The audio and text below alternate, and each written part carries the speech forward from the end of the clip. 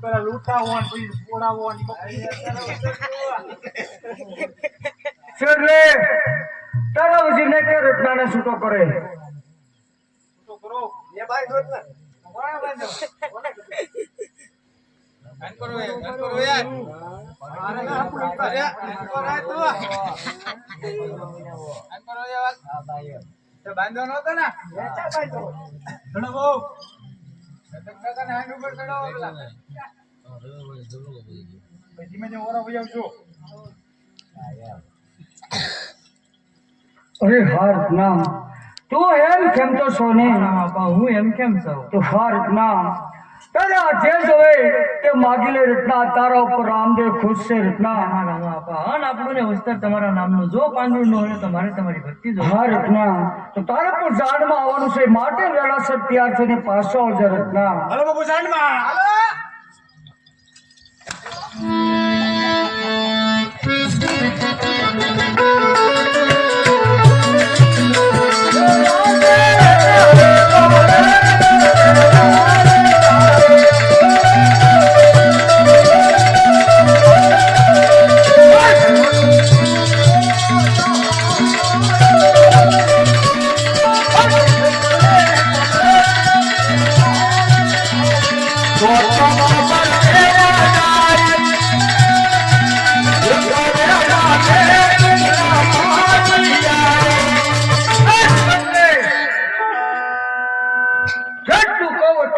ખોલીને સાંભળ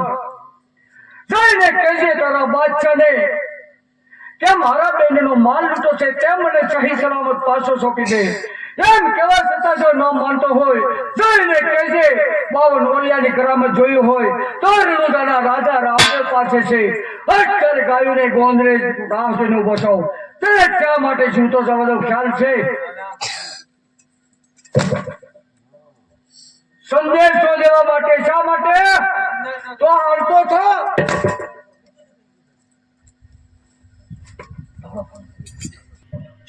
છેલ્લે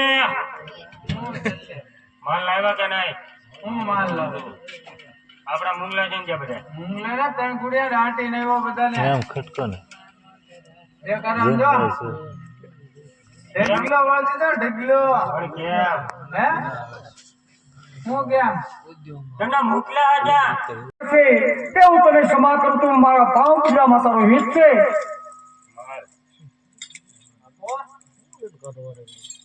માલ દેવાય હવે લૂંટેલો દેવાય ને અરે બાદશાહ આટલી જીત મારા સામે શા માટે કરી રહ્યો છો જો તારે દિલ્હીનું રાજ્ય ખુશીથી કરવું હોય તો મારા બેનીનો માલ સહી સલામત પાછો સોંપી દે જે ગુના કર્યા એ તને ક્ષમા કરું તું મારા પાવ પૂજામાં તારો હિત છે બાદશાહ માલ તો દેવાય નહીં કે આજે નવો ભગવાના દિલનો